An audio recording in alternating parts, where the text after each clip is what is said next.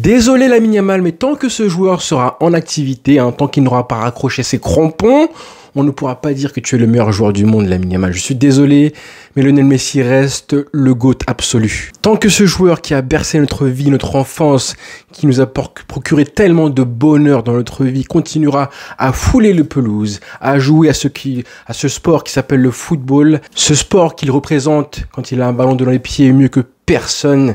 Lamine Yamal, je suis désolé, mais on ne pourra pas dire que tu es le meilleur.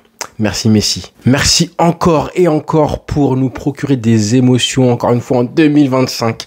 On est en 2025 et Messi qui réussit encore une fois à réaliser des exploits, des prouesses et marquer des buts, des coups francs incroyables pour guider son équipe, l'Inter Miami, vers la victoire face à un club européen, 2-1. L'Inter Miami qui du coup a 4 points et qui pourrait se qualifier du coup en huitième de finale de la Coupe du Monde des clubs, qui a de grosses chances de battre, de jouer déjà le Paris Saint-Germain en huitième de finale. Et j'espère que, là maintenant il faut gagner le troisième match face à Palmeiras. J'espère qu'ils vont gagner, faire un gros résultat pour pourquoi pas être premier de groupe et jouer l'Atlético Madrid, parce que jouer le PSG, ça va être costaud. Jouer les champions d'Europe qui auront, je pense, une envie de vengeance pour écraser Messi après ce qui s'est passé et son passage entre guillemets raté entre 2021 et 23, ça va être compliqué pour eux, j'ai pas envie de voir ça. Mais bon, peu importe, ça on fera les comptes plus tard. Là quand même, savourons, profitons de ce qui s'est passé.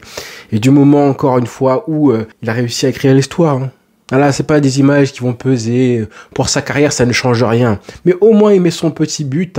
Moi, j'avais dit, s'il marque au moins un but lors de cette Coupe du Monde des clubs, déjà sur le mondial, il est réussi. Mais là, en plus, tu marques un but incroyable sur coup franc, ta signature, face à Porto, club européen qui était, entre guillemets, l'équipe à battre dans le groupe. Du coup, face à Porto, la meilleure équipe du groupe, sur le papier. Et tu mets le but en plus, le but de la victoire. Le tout avec une équipe de l'Inter Miami, encore une fois, elle a été un peu meilleure. Je trouve qu'elle a été meilleure que le premier match, mais ils ont été... Voilà, tu vois les joueurs, t'as même pas un milieu de terrain avec qui combiner. Busquets qui ne ressemble plus à Busquets, qui a la qualité de passe de Araujo, ou au mieux, pas plus que ça. Busquets, c'est compliqué. Un Suarez, tu peux lui distiller des ballons, des pas décisifs, des caviars, comme Messi on a vraiment offert à Suarez, qui a encore foiré. Suarez, il fait peur à voir. Il est lourd, il n'a jamais été rapide, mais il est lourd, il est lent. Messi joue avec des joueurs comme ça, et il nous permet encore une fois, en fait, on voit justement le compétiteur. C'est là que je le voyais jouer, je me suis dit, mais en fait, il est déterminé. Alors, le Messi qu'on a eu, du coup, en début de match, c'est ça, en fait. C'est le Messi qu'on a vu ce match-là. Je pense que c'est vraiment un espèce de symbole du Messi qu'on va avoir jusqu'à la fin de sa carrière. Un Messi qui tente des passes, un petit peu en mode quarterback, qui prend des risques, on ne sait pas, qui dribble presque plus, plus beaucoup, voire presque plus, mais qui distille des caviars et des passes, qui essaye de marquer sur les demi-occasions qu'il a, les coups francs, les coups de pied arrêtés, il tente des corners rentrants systématiquement, et ça va être ça, en fait. Il marche beaucoup plus, il fait le pressing, il s'est battu, il s'est vraiment battu. Ça m'a fait du bien de le revoir comme ça, déterminé, compétiteur et tous les blabla. C'est ce mec-là justement que vous voyez justement, qui était en tout cas catégorisé comme un joueur qui n'était pas compétiteur. Vous avez vu les efforts qu'il a fait encore une fois aujourd'hui, même en fin de rencontre. Il n'était pas fatigué, je le voyais au pressing, à faire des appels de balles, à faire des courses, des rushs, des replis défensifs parfois.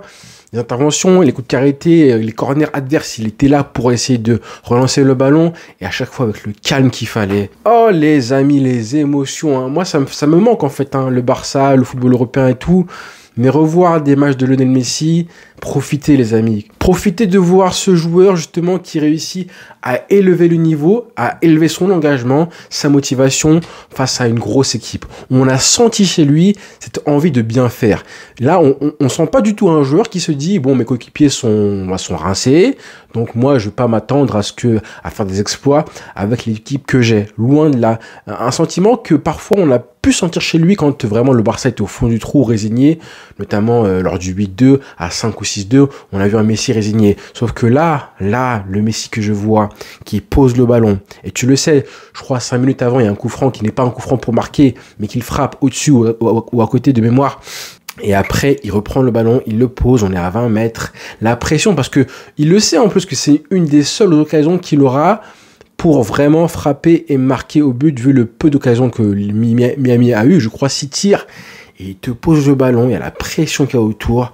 Et il va te chercher en plus côté ouvert. Côté ouvert, c'est beaucoup plus facile, hein, beaucoup plus difficile plutôt que les coups de pied, que les coups francs, pardon, au-dessus du mur. Et il te frappe ça. Je pense que ce genre de frappe-là, évidemment, il peut les réussir et en marquer jusqu'à ses 55 piges. Mais le faire, encore une fois, je crois on en est à son 66e ou 7e coup franc en carrière. 67e, je crois, coup franc en carrière.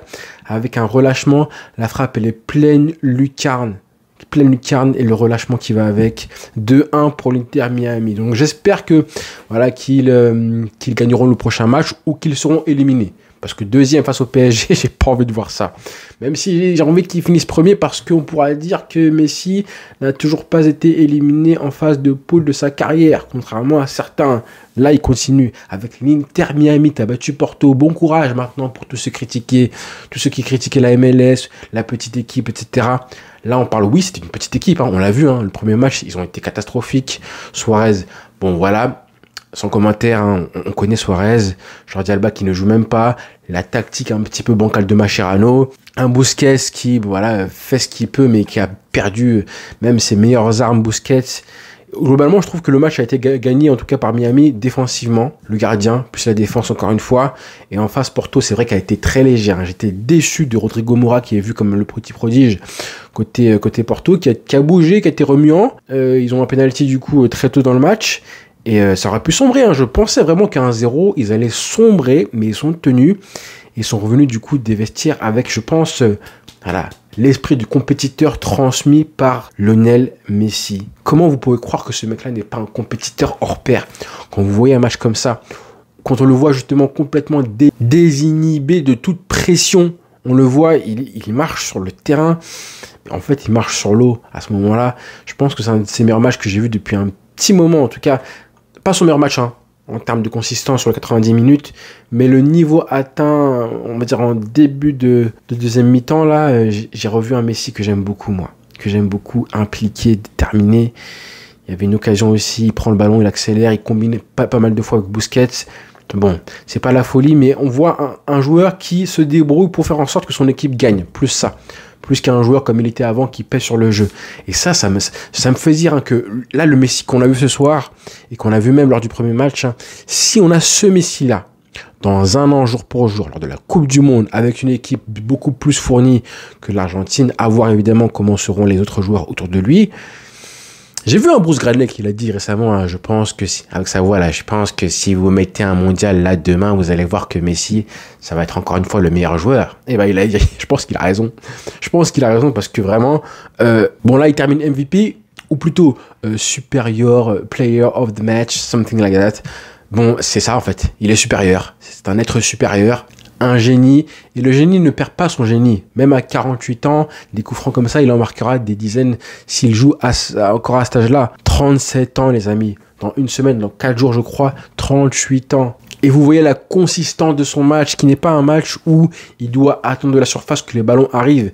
Et j'en veux à tous ces joueurs, justement, à numéro 9, hein, justement comme CR7, à qui, justement, parce qu'il joue en tant que finisseur, maintenant, comme numéro 9 depuis un petit moment maintenant, et bah, tout ce qui se passe dans le collectif, et ben c'est pas de sa faute. Hein. Si jamais le Portugal ou Al Nassr ne joue pas bien, on peut pas le blâmer puisque justement il joue pas à ce poste où il doit faire des différences. Alors qu'à la base, il a le talent pour. Hein. Mais comme monsieur veut que faire des statistiques et marquer des buts, et ben il se décharge du jeu. Ce qui fait que si jamais son équipe joue mal, et ben c'est pas de sa faute. Là, Messi, il est pas comme ça. Il se cache pas et il sait que le jeu, les actions, les buts, le déséquilibre, la vitesse, la relance parfois aussi, tout ça peut dépendre de lui. C'est un truc de fou. Et dans tous ces secteurs du jeu-là, il va essayer du coup de peser. Et il le fait encore une fois ce soir. Bref, quel joueur. Et merci pour le coup franc. Merci pour le coup franc. Parce que c'est un des plus beaux qu'il ait marqué, je trouve. Très beau. Allez, pas un des plus beaux, on va dire, parmi les 67 qu'il a marqué, à la louche comme ça, on va dire dans le top 30. Top 30. Et encore. Peut-être dans le top 40, top 50, alors qu'il est archi beau. Bravo garçon. Allez, on s'arrête là. Et en tout cas, on verra la suite de la compétition. En tout cas, les matchs de l'Inter Miami, même le 0-0, il était divertissant. Et celui-là, en fait, je pense que c'est le fait de voir Messi, en fait. Merci pour les émotions. Merci pour toutes ces années et merci pour, encore une fois, cette soirée qu'on a vécue qui est merveilleuse. Oh, quel plaisir d'être un fan de Messi. Quel plaisir, les amis. Merci, garçon. Merci. Bonne soirée, les frères. Ciao.